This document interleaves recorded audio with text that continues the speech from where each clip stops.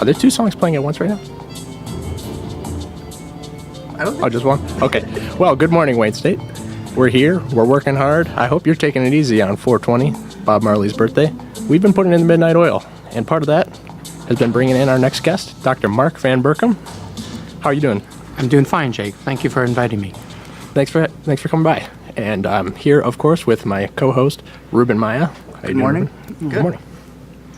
So, we'd like to start off every show with our guests telling us a little bit about themselves. So, how did you get started here at Wayne State, and what do you do? Okay, so I'm in the biology department. I'm a full professor there. I started in 1995. I'm actually Canadian, so I got my bachelor and master's degree at the University of Toronto. And then I went to Texas to Baylor College of Medicine for a PhD in cell biology. And the bachelor's and master's was in physiology. And then I did a postdoc. So normally in science, you work 5-ish years on a PhD and you think you know a lot. And they said, well, now go do a postdoc and learn even more. And I did that in UC Berkeley, in a lab there, working with Drosophila. And then Wayne State hired me in 1995. So I teach various different classes, cell biology, physiology. I run a research lab looking at the development of the spinal cord of the fly, of the Drosophila, because the mechanisms the fly use are very similar to us, but we can work with them, and they are animals, but the animals, people don't think so there's a lot less paperwork. So you've been teaching here for over 20 years, though? Yeah, about 22. How do you keep things spiced up for the students? Well, you probably should ask the students that one. Actually, it is the challenge. I think I was really thankful to have a different assignment this semester because I did 3 semesters in a row of human physiology, and it just about killed me. I was like, I think I was telling you, I have a TA assigned, and then by the fall semester, he was reminding me a couple times, Mark, this group hasn't had this stuff yet, because you get into the rhythm. Right. But over time, the way I spice it up is the first semester I tell profs, look, just get through the class. You don't really know what's happening. You can't gauge the students. I have a very hard time gauging students. Mm-hmm. And then by the second time, you can fix the rough edges and get that. And it's only about the third time that okay, now I know what I'm going. I know the tests and the classes are aligned, and you can make it happen. Mm-hmm. There's enough old tests floating around that students can figure it out if they want to. But now, when I did it 5-7 times in a row, then I started adding different things. So I'm a big clicker user, so I start with those anyway, but I really ramp up how I use them and why I'm using them. Mm-hmm. And then I also, now I have these worksheet things, just to try to go beyond what the textbook says and see, did you actually understand this? Right. So have you ever gotten stumped by a question in class? All the time. That's the greatest thing in the world. It's also the one that you have to remember and just humbly say, oh, okay, fine, I think one time a student asked me, and I was looking at the clock and said, oh, great, I'm supposed to start teaching in 2 minutes. So I can safely say, I really don't know, and class has to start. So it's okay, so you're like, okay, great. Right. But I was so intrigued by your question that after class at home, just Google it and mm-hmm. start. And then not only did I share the information with the specific student, I turned it into a series of clicker questions to sort of bring it out to a whole class. Mm-hmm. Remember, these human physiology classes are 250 to 350 students, right? It's not this small little thing that you can do, so it's one of the reasons. But then in the more senior classes, I'm always stumped. But the senior classes, you should be teaching to the level of, well, not only have you stumped me, which is like 50-50, who cares, right? Mm-hmm. But I'm not exactly sure any of us know the answer to that question. That's what research is about. The nature of science, we don't know. Mm-hmm. You mentioned when we were speaking before that you wanted to try something like an experiment where you record the class instead of record yourself when you're lecturing. Yeah. Why would you want to do that? Well, it's like we're talking about, right? Sometimes I think education has sort of become this game. The prof wants this, the students want this, and you do back and forth, right?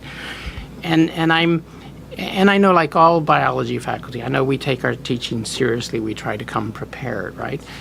But do you know what it's like to talk to 300 students? Half of them are yawning, the other half is sitting in the back. You know, they're simply there because they're going to answer the clicker question and they want to point.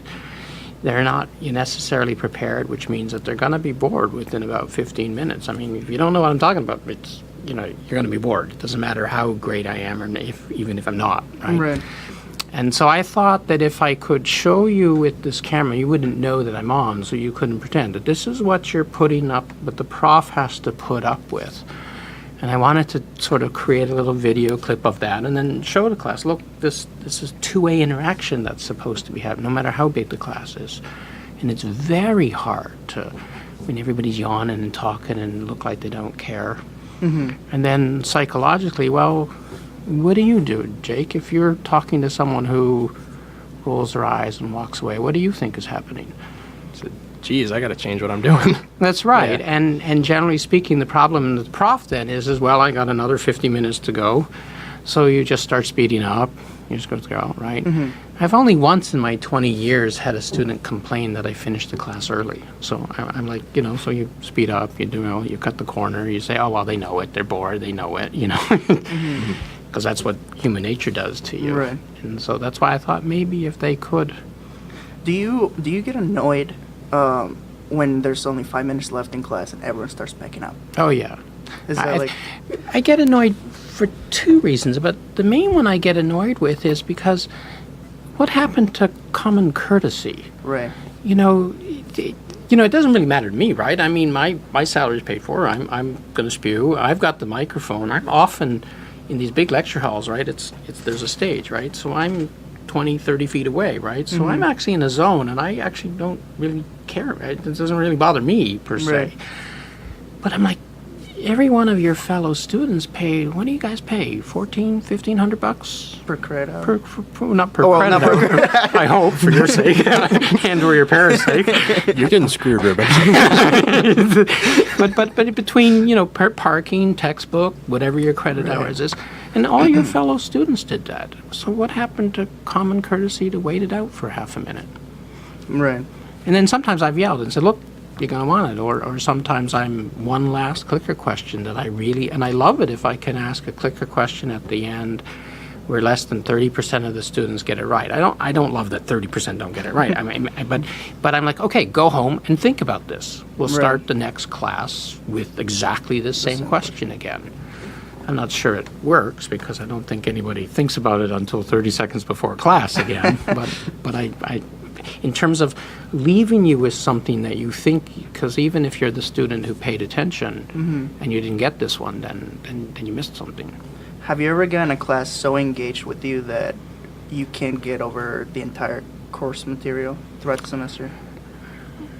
Not in the bigger lectures, but in the smaller classes, I used to teach a 533 molecular biology thing with 12, 15 students, and I really actually let them dictate mostly the pace, because my overriding philosophy in this, look, I would rather teach less breadth and more like, did you get it? So students would call that depth, right? And so I let the student dictate, and I'm like, okay, well, just kill this whole section off. What do I care? I mean, if you do, in those higher level classes, if you do your job right, and your job then in the higher level is not a download of content, it's can you read things, can you pull things out? You're essentially using the content to teach the student how to teach themselves some material. And then you're going back and forth so that they can raise the bar.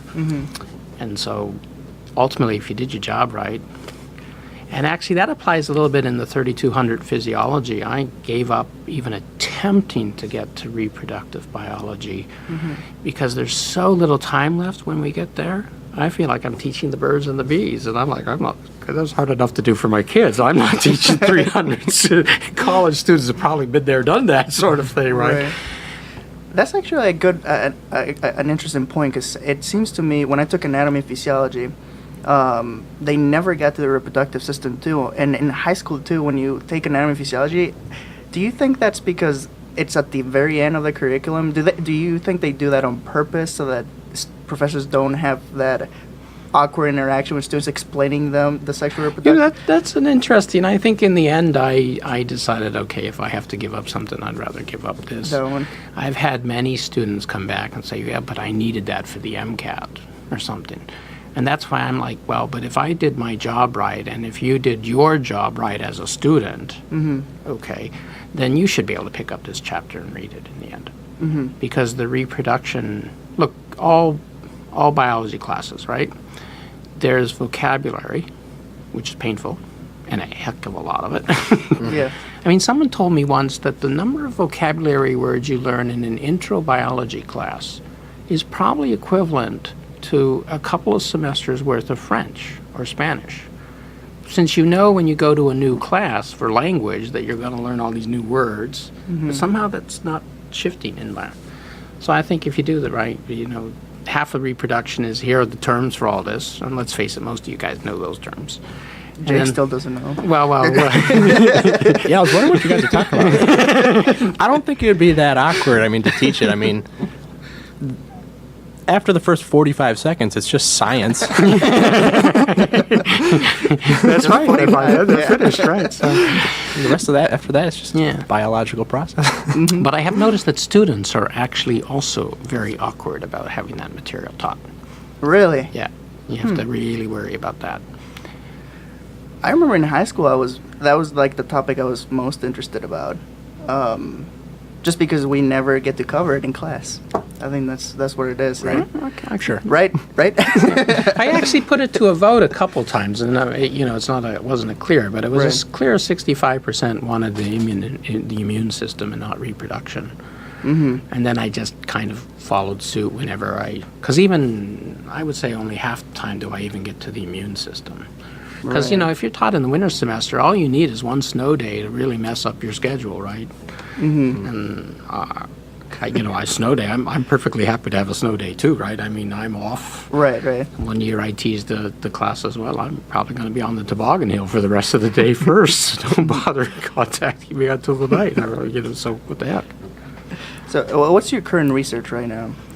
So I look at the development of the nervous system would be the general. The Drosophila embryo has a spinal cord equivalent. We call it a ventral cord because it happens to be on the belly side instead of the back side. And you know how your left side of your brain talks to the right side of your body? Yep. So that's a major decision that has to be made because you want to cross once, right? But if you cross twice, you're on the wrong side again. And from a developmental point of view, it's very interesting because the neuron starts on the left side, let's say, and it then first has to cross and then go down the right, let's say. But all of the information it used to go down the right on the other side is there on its own side. So it had to be able to ignore it and then follow it. And conversely, it had to follow first, I need to get across the midline, and then ignore the midline thereafter. And so we're looking at that at a molecular level. Like the understanding of how that happens. Yeah, at a molecular signaling way, how do you get that result? That's pretty interesting. So have you done that same research throughout the entire 20 not years at all. here? No. My master's degree was on an aluminum toxicity model of Alzheimer's disease in a rabbit brain. It's not much of a model anymore because we learned much more about what was actually happening.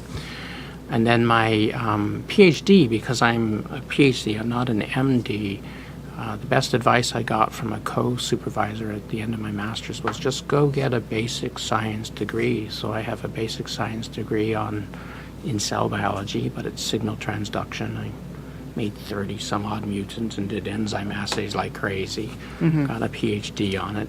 And then I went back to an animal system, back to neurobiology, and I picked the fruit fly in the end for a variety of reasons. Mouse models are great, but way back then they were also massively expensive, so they still are very expensive, but more people will pay you now. So. And I think you said when we met before that it requires a lot of paperwork to get use any vertebrate animal requires a lot of paperwork. It's all, most of it makes sense, right? Historically, some animals were abused, most weren't. But in today's age, right, you're looking at 10% of the abuse rather than, And so now they have it carefully controlled, but they actually had to go full circle. They used to use too many animals, and then for a long time they were cutting down, and they got to a point where they used too few animals. And now they know that they actually have to pay much more. There's a famous study on a cancer drug that was quote unquote working great in a mouse model. So they then start to crank up to spend billions of dollars on clinical studies, and they went absolutely nowhere.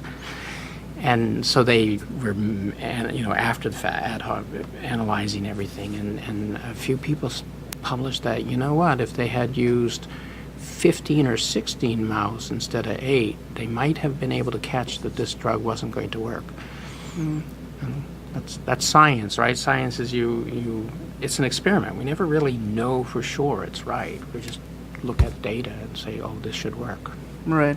And do they care? You said they don't care about insects at all. Well, the animal rights people don't seem to have decided to. Now, I hope this radio station doesn't all of a sudden turn a bunch of animal rights into it. I'm going to have very many peeved off colleagues here. But most of us, you forget that an insect is an animal. But what's really great about the fly is that all of the mechanisms and principles that we see in the fly is in us as well. All the proteins that I look at are in us. But fly has sort of one copy of that gene. And so when you get rid of it, you're done.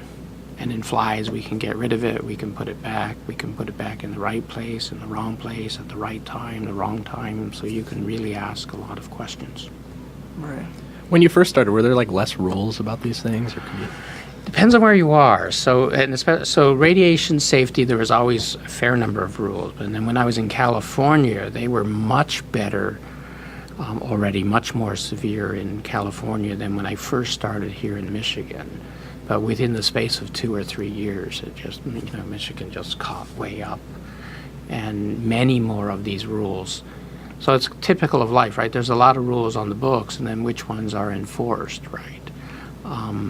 And so now the chemical rules, all that, we're spending a lot of time on following the compliance. It's important, right? So it's but there's much more dangerous chemicals, and then don't forget, don't keep your politics in mind, because there's the state laws, and then there's the Fed laws, and now you have this Homeland Security apparatus that's very concerned about a lot of chemicals that we didn't even know could be used in that weird way. So, so they're reinforcing all of that.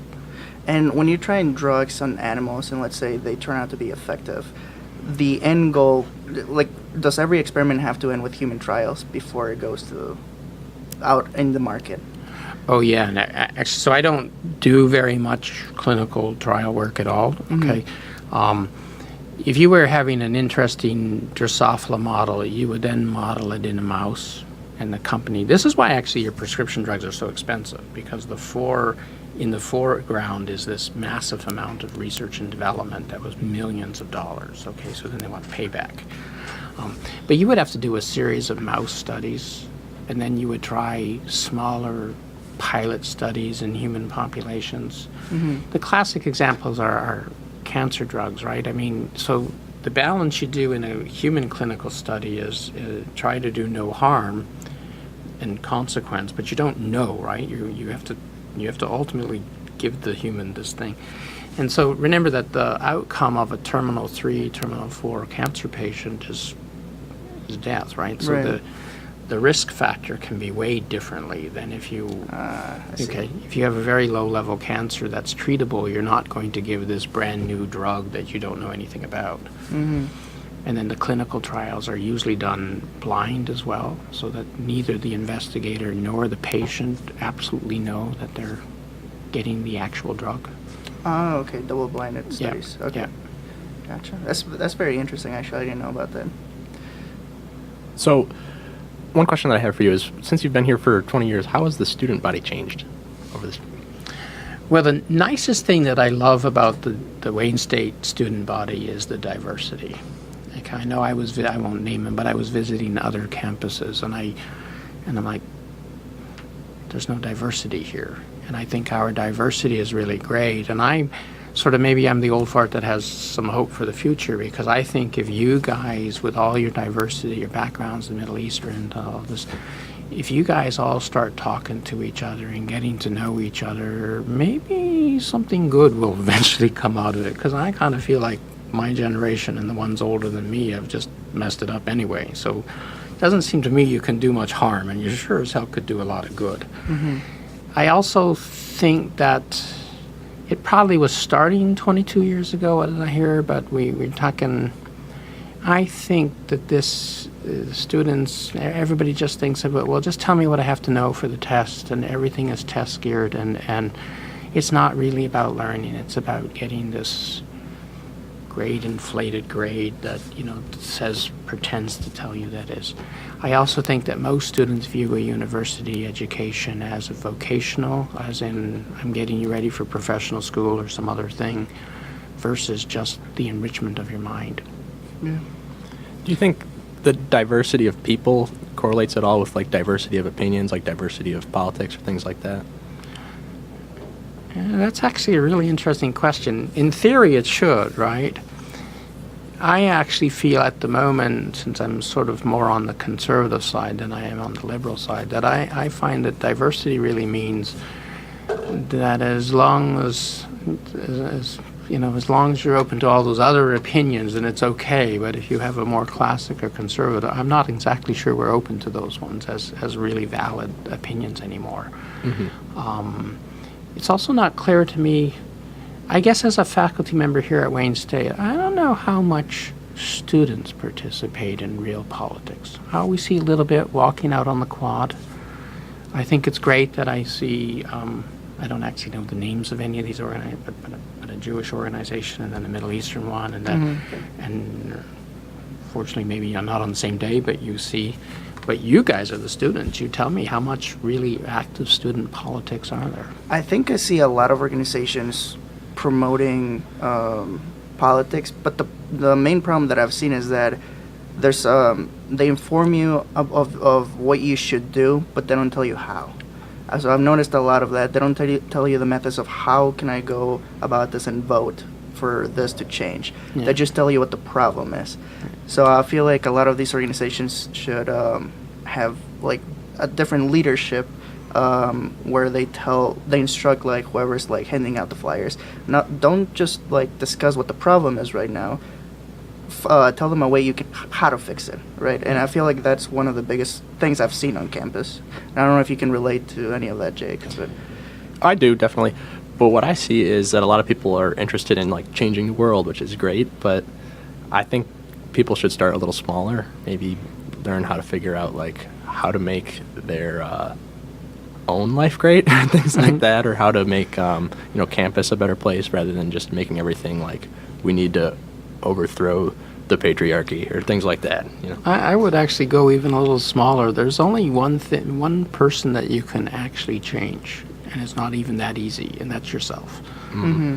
I remember in the early days of my marriage that I was really frustrated with my new wife, and so I go talk to this priest, and the priest lets me just download, Mm-hmm. And then he sort of said, well, that's great, Mark, but what are you going to do about that? I'm like, wait a minute, I just finished complaining like crazy. What is she going to do? He says, no, right. It doesn't work that way. The only person you can change is yourself. And so I think being more open, being more thinking, and listening to someone else's opinion and saying, oh, well, where's that coming from? But not in a negative way, right? I think there's so little trust in the world now anymore. I think a large amount of the trouble, we don't trust the government, so we have created tremendous amount of extra paperwork and all this stuff. Even the classroom situation, where's the trust? Mm-hmm. We have all these extra rules about cheating and all this stuff, and we can't put the two names out and all this stuff, right? And then I always find, so I'm like, but start with yourself and just say, well, listen with respect, listen to what's happening and see where you go. Do you think a liberal arts education has anything to do with that, like really learning about yourself by like breaking down what you thought to be true about like the world and ideas? Yeah, so we were talking, so that's what I've come to decide over the last 40 years of growing up and watching my own children actually take true liberal arts degrees and not just a little STEM focus, because I really had nothing but sciences and math and one little philosophy class when I was going through college. But I've watched my own kids and other advanced students that I met who have had liberal arts degree, like they have had a little bit more philosophy and political science at a level of like I care enough, smaller classes discussion, so you can look a little deeper into yourself. And I believe that actually has made them better, because in a STEM classroom, I think a lot of the fight is you just think it's the content, and it's not really just the content. We're using the content to try to get at, and there's always a balancing act of, well, how much is content, But I think you truly so if we had a really good general education program that really did, and I think the revisions that have been made are attempting to do some of that, but the battle is the student just thinks that the school wants you to pay more money for this, make me do the thing, and I don't care, I don't need that, because the student has this myopic view of what they think they need for the future, and they can't even predict their own future either. Right.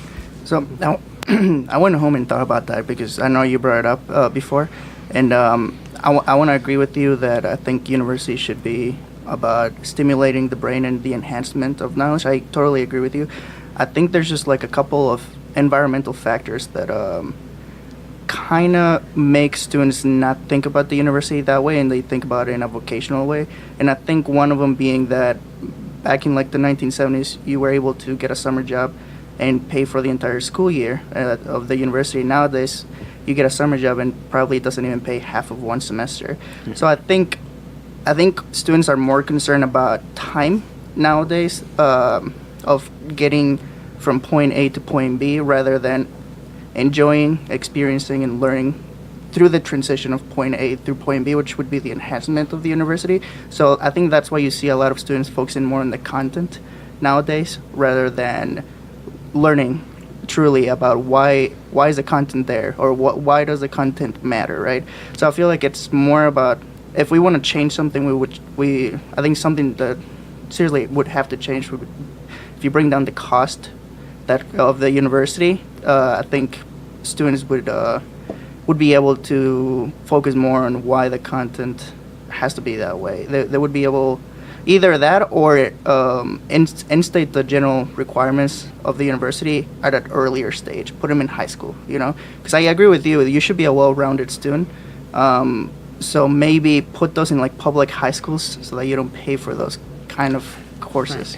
Right. So the two things, I think the key word you used is we. And that's a we as in the student, the faculty, the administration, everybody. I mean, it has to be you're actually asking for a cultural change, so good luck. Yeah, okay. yeah. I would keep in mind that the liberal arts kind of idea that I have is not just the classroom. It's the thought process of this, and the importance that all of truth is elements of all of this different stuff. There's truth in the theater group doing this play well, that expression of a human thing and stuff, okay? And so, and that matures over time as well. So just kind of logging it down to high school, well, you had math in high school. Right. You had biology in high school. So your argument would then suggest, well, we don't need any biology at the college level. But what I looked for my cell bio and my physiology class, it corresponded to when I had to spend $150 on my kids' AP bio textbook. So I said, well, let me look at this dumb thing. Right. And they looked at glycol, because I was happened to be energy metabolism in a cell with and I says, I'm not teaching a lot more than there was in this AP bio high school book. So I was like, no, so we want to do it differently and in different contexts. Right. Same like politics, you've got to teach it in this context, and then you can imagine that when when I'm looking at when the Republicans are in government, your government class got a certain slant to it, and when you've got a Democrat in the House, you've got a different view, and then you have to remember that it's actually true in the sciences too, that the prof has their own view as well, so that's coming into the classroom. Right. I mean, science is actually conducted with the bias of the professor and of the lab and of the history of that person. It's just nature of the beast. What would you say is your bias going into like a human physiology course? So the one big one that I know I have a bias for is that I'm lucky to be teaching a class that every student in the room tells me they need for their future. Mm-hmm. So I have an intrinsic line. Okay, you need it, then let's go. I don't have to Right. deal with encouraging you. I don't have to deal. I also have an absolute bias that you're an adult. I have the problem, however, I'm thinking about a lot the last 2 or 3 years. Is, maybe this is generational. I have a feeling that my definition of an adult and your guys' definition of an adult are not quite the same anymore. What's your definition? It is it's synonymous with responsibility. Mm-hmm. And I think adult here in this is mostly, how old are you? Can I drink? Can I vote? Right. You know, okay? And society in general, we're looking for reasons why we should be excused from doing something that we were responsible for doing. Mm-hmm. In the classroom, you see it all the time. I mean, all the rules, right? Because when you have 300, when is it okay to give this kid a break? And how objective can you be, you know, about that, right? Right. I mean, you know, some parent dies, yeah, you I think everybody will agree, right? But at one point in time, if the car breaks down or that, is that good enough? Good enough excuse. To have a makeup exam and that. Keeping in mind that the prof also spends 5 to 10 hours building an exam. So, and then in Wayne State, when you've got students doing 17 different things, and you say, okay, so would it be fair to have one makeup for each test, right? Well, when do you have it?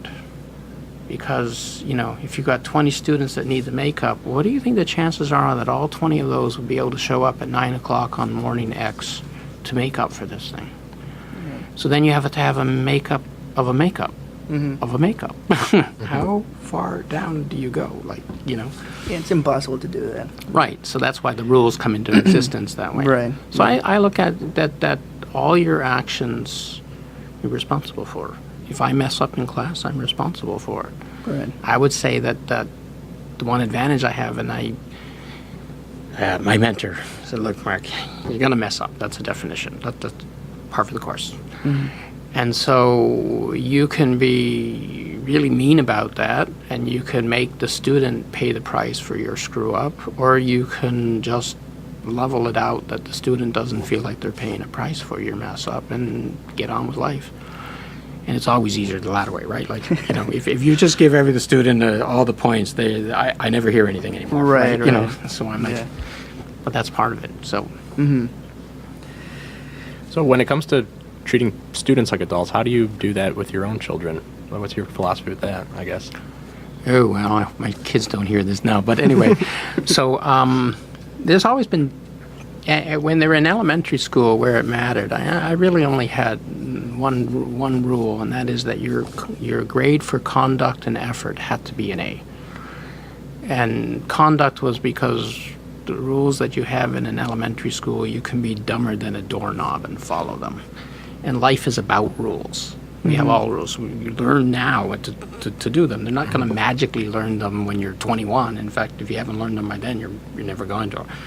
And then effort. Well, if your effort is 100%, then your grade in that class makes sense to you. You can interpret the grade. Maybe that's the scientist in me. You can interpret the grade. If you put in 110% effort and you're getting a C in math, okay, God gave you gifts for some things that are probably not math. And so maybe you better not be an accountant, but you can draw really well, or you can do this. Well, pick those career paths. Right. You know, and then it really is, so I look at parenting as mentorship, and I look at teaching as mentorship, and of course my profession of running a research lab is mentorship. That's what they call me, the mentor, right? And so parenting is mentorship. It's guide your child to making decisions. And obviously, the older they get, it's all guidance and no decision. I mean, it's not. when my sons decided what they wanted to do near the end of graduation from college, it wasn't my decision. I had a great conversations with them about it, back and forth, pros and cons. I'm like, this is great. I want that, and you choose. It's not my job. Obviously, the elementary grade child has, well, if you're going to choose to run across the road when there's a truck coming, I'm going to pull rank, and you're not running. You know, in high school, it's a little different. Mm-hmm. What party do you go to? So again, in the classroom, I'm the same way. I just say, well, this is the rules. This is what I have to live with. I've told you what those rules are. I don't really break my own rules, usually at least without any major reason. And if I, you know, and here are the consequences. So live with it. I mean, get on with it. And in the end, I think the nice thing about the professional schools that you're seeing, there's a kickback coming. It's not about all the grades anymore. It's very quickly changing, actually, in the last 3 or 4 years. Because they have, you know, are you a human being? Do you know what to do when you mess up? 'Cause you're going to mess up. That's a given. Right. Yeah, I know an example of that is medical schools. They're not looking so much at grades only. They're looking more of the, what do they call it, the holistic approach. Yeah. They interview you, get to know who you are, if you're a sociopath or... No, is that a disqualifier? I'm not sure. Look in the mirror and wait till you're offline. I got to talk to my doctor. But I think, but it's also, they're looking, you know, and then so education is sort of this machine, right? It's this, everybody's doing these things, right? So I always like, okay, so you take all these credits and then you're supposed to show you care about people, so you do volunteer work like crazy.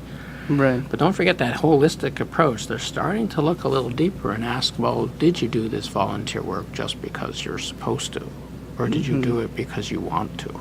You know, and in the end, I mean, I've seen it all the way. I've seen plenty of pre-med students. I now have plenty of med students coming back and chatting with me. I go to my own doctors, and I know what I want, and I... See, if that's truly what medical students wanted, though, to look at the holistic approach, I feel like they shouldn't make it a requirement. They should make it recommended. And that's how you would get the people who actually like to volunteer to actually sign up for your university. Right, yeah. Yeah. Yeah, I don't actually think it's the student's fault. I think, in fact, it's a society thing. It's a way that it's the business, if you will, or something. It's this game almost that we play. Right. And so I tell students routinely, I says, look, I know that you're used to thinking that a classroom is, I tell you information, you memorize it, and you spit it back. And because you have a great memory bank, a big USB stick, you're going to get the A and you're going to get on with life. I'm like, but I'm going to tell you that's not learning. That's called memorization. And so the exams, the classroom is all set up that you have a part of that. And then I'm really coming down to asking you, did you understand what you read? And so the clicker questions, students routinely think that they're for points. Well, in my view, they're not. I mean, in my view is I should be able to ask you the 300 clicker questions that I ask you in a semester, because I ask about that many for just asking you, because it's actually part of the dynamic of learning. But if I don't assign points, you won't buy the clicker. And now that you've bought the clicker, and I'm not going to buy 300 clickers. I mean, it's not going to happen, right? So, and since you bought it, now you want your points to actually add up somehow miraculously to getting you. And even when they're set up as bonus points, where you literally will move up from a B minus to a B or a B to a B, you know, it's not geared to go from a B to an A plus. Give me a break. That's, you know. Right. But you have to do the work. And if you come to class, I mean, the students that come to class prepared love the clicker questions, because they're like, it's designed to, they're asking you, did you get it? Did you pay enough attention to me the last 5 minutes?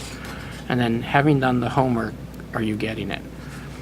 From an education point of view, that's called a formative assessment. So I like to use the word, however, you are informing yourself about whether you know this. Right. Because by the time they come to what's called a summative assessment, what you guys call the exams, okay, then it's too late, right? Right. So, and that's that responsibility element is your risk. I asked you, right, is it okay for a prof to come to class unprepared? No. So how come students can? Right. Okay, it comes down to, and that's that adult responsibility thing that we went back to. Well, I think that might kind of be because people see the university as kind of like a relationship between a consumer and a producer. They say like, oh, I'm buying this class, I should be able to do what I want. Oh yeah. I've actually said to a student that I've had a student tell me that my tuition paid for the A. No, that your tuition paid for me to be ready for class, and I have to have the office hours. I want the office hours. I like talking to students in office hours, but you didn't pay for the A. And in fact, the really irony of education is you paid a tuition so you could work your buns off to try to get an A by studying and learning. And so you're paying, it's kind of like paying for the mechanic to keep your car going. Yeah, basically what you're paying for is a piece of paper, the degree. That's what you're ultimately paying for, right? I mean, you're paying for the services that get you there. You're definitely not paying for your letter grade because you earned that, right? Well, I'm going to rebel on that, You're right? gonna You know, rebel on as a it? prof, I'm going to rebel on that, right? You're paying to learn and to develop your brain. And the problem with society is that the way we've decided that you've actually learned something is this paper. Right. And the paper's not so bad because I think actually the diploma, the degree you get, okay, that as a whole is probably representative of your thing, okay? The problem is the grade, right? And there's the bias that if you have an A in this class, you're really smart, right? And I know plenty of C students that are brighter than heck, and I'd rather take them any day because they know how to work, they know how to think, they're just not, and it's the progression, it's not just the thing. So I'm like, that's the problem, I think. The grade system. The grade system, which then meant there's all these points. If I got a penny for every time the student asked, well, how many points I'm going to get, well, I'd be driving a really cool car. Okay? I mean, just by the very fact that everything is about the points. So they're like, it's not, do I want to learn physiology? It's what part of this chapter do I have to know? Or, you showed me this comment about it's in the details. Okay? I'm like, no, you said you wanted to learn physiology. It's in this relatively low-level textbook. It's a standard. It's a beautiful textbook for all sorts of universities at this level, but it's still low-level physiology. And I have actually found over the years that because students are so diverse, that some students need the extra little thing that's in the textbook, and some students need this extra question, and some may not need any of it because they've had it or they can just pick it up listening to me. But this is the tool that you bought to help teach yourself to it. When I was a first-year student, various things happened, I won't say, but I went to the TA for a physics class that I barely passed. Okay. And I ramped up and I spewed out at him like there was no tomorrow. Okay, I was so over the wall ticked. And he's like, okay, got a system, yes, okay, now, he says to him, a university education is all about learning how to learn. So you're actually paying for that process of learning. You're not paying for the content and the... Right. I've kept it all these years later, 40 some odd years later, because I'm like, oh, okay. But do you actually think that, I looked at your face when I said it, do you think students think that way, guys? That they're paying for kind of like a credential? That's what I think you're thinking. What I said, that a university education is about learning how to learn. Do you think that that's actually what you guys think? I think it's harder to think that when you check your balance statement. But I don't know. I'm not. I think we're kind of in a state of like where that is shifting because 50 years ago, 60 years ago, people who went to university, it was probably just specifically for that purpose. But now, only in the last 25, 30 years, it's become necessary for people to do that. So I think it's kind of, people have to make an adjustment to that. Yeah. It's more of a survival kind of thing. And then I think that's the society thing is the America's very good at creating a structure and then, almost like Exploiting the quintessential Henry Ford's assembly line. Let's just assemble a series of steps and use credentials and grades to say this is what it is. And so I think you're right. I think that's one of the big changes that are seen. And even that, But I actually think the pendulum is swinging back a little bit. I think so. I think I've even seen changes of that since when I started. Yeah. All of the active learning things that you're hearing about that they're trying to introduce into the STEM, okay, and biology now has about 6 to 8 different core concepts that you're supposed to be, okay? But have you been in a couple of classes where they're doing the active learning stuff and the peer mentors and all this kind of stuff? Yeah, I'm actually one of them. I'm a biology peer mentor. Right, okay. So do you think students are learning more? I think they're definitely more encouraged to talk more about the material since they see one of their fellow peers, right, talking about the material. They feel more. Sometimes I don't know why students feel that they're afraid of speaking to their instructor. So I feel like with this active learning system that we have going on, they still learn the material because I guess they feel more approachable towards peer mentors. So I feel like in a way it is helping for them to understand more of the material. Right, yeah. And then the difficulty, however, is that, because I've actually talked to a few students where they've done that, and they kind of actually get the hang of this self-responsibility, self-learning, and then they end up in a classroom where, well, first of all, there is no funds for peer mentors at all these different levels and stuff, okay? But otherwise, or a prof that's just, well, memorize what I said and spit it back. And so all those good things you started to learn, you're learning then you're getting messages out 2 sides of the mouth, right? You're saying, well, this is what you really should do, but you know what, if you just memorize all this stuff, you'll be fine. And versus what I've been trying to do in my classrooms is find the middle ground, because I don't have peer mentors, I don't have all this stuff. But can I do these worksheets, these clicker questions as a way of saying, well, this is what it's really all about. So you've never had peer mentors for human physiology? No, I got one TA the last 2 times that I've taught it, 3 times that I've taught it. Would you be open to the idea of having peer mentors for your class, or? I actually question that. I actually question that sooner or later you have to so this comes back to the parenting question, right? The biggest thing that parents face is, when do you let the kid's hand go? When do you let go of the hand, right? I mean, they have to do it on their own. And so the question becomes, if you're still having all that extra ancillary help at the 3,000 level, okay, well, maybe.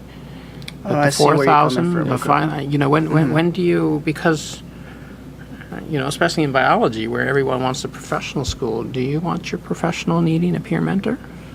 Right. No. And they have it in one way. That's called training. That's the attendee and all this kind of stuff that comes with it. And you have that actually in the classroom too, if you just talk to your neighbor. I mean, here at Wayne State, in that class of 300, there are nurses, there are people that have 10 times more clinical experience than I do. That's not hard. I have very little. So just talk. Open your mouth. Talk. In today's world where you guys as students put just everything onto your little Twitters or Facebooks or whatever little tweeties you got out there, right? Tweeties. I'm old. I don't do any of that stuff, okay? I really have no interest, so. I agree with that a lot. I think we need to I think it would benefit the university if they just kind of let students go a little bit. Ruben and I both worked in housing. We were resident advisors, and that is kind of like a babysitting role, and that just made me sick to my stomach after I kind of realized that. We're supposed to be doing something that's good for the students, but I think the best thing sometimes might just be to do nothing. And ultimately, and then let them pay the price, because that's what learning really is all about. I like that you brought that up, because that's how I met Jake. I was his resident advisor, so I kind of had to babysit him for an entire year. It was awful. I can just see you two once this is finished. Your tantrums.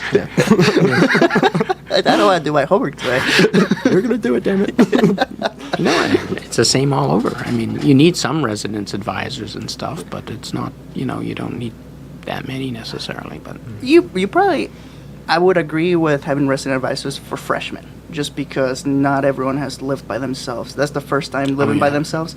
So I guess you could have that parenting thing for the first year at least, and then from there on, you don't need a resident advisor anymore. Kind of like the peer mentoring with the low-level biology classes. But I agree with you. Once you get to the the 3,000 level biology classes, Yeah. you probably don't need more parenting or more someone holding your back anymore, right? Well, and if you do, actually remember that Wayne State, the investment they've made on your the Student Academic Success Center, the other kind of tutorings that are available, and contrary to most students' opinions, the vast majority of professors would like their office hours to be filled more.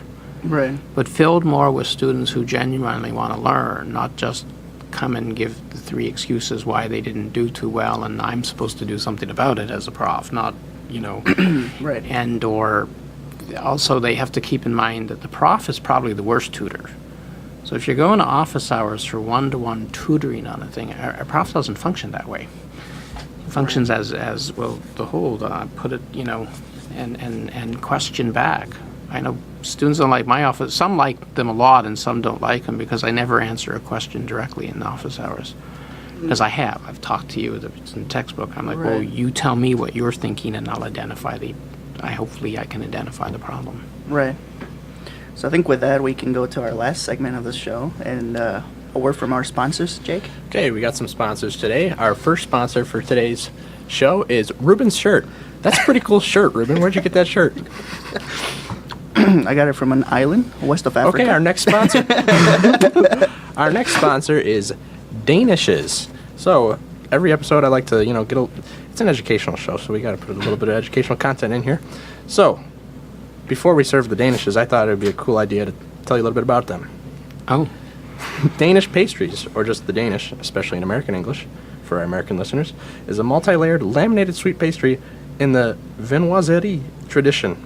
The concept was brought to Denmark by Austrian bakers and has since developed into a Danish specialty. That's right. The Danish didn't even think of it. But we got 3 different flavors here. We got lemon, I think cherry or raspberry, and apple. So dig in, guys. All right. Thank you. Thank you. What else do we got here? What am I drinking here? It's a red stripe root beer.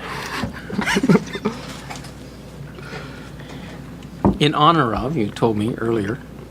In honor of Bob Marley. I actually thought of that after. I just like Red Stripe, and then I just remembered that they're brewed in Jamaica. I said, I like Red Stripe, I'll buy that. Oh, yeah, Jamaica. Okay, good. Go for it. Happy 420, everyone. So if you go to a party, I'm assuming you go to a lot of parties. Oh, yeah, every day. Yeah. Do you introduce yourself as a professor or a biologist?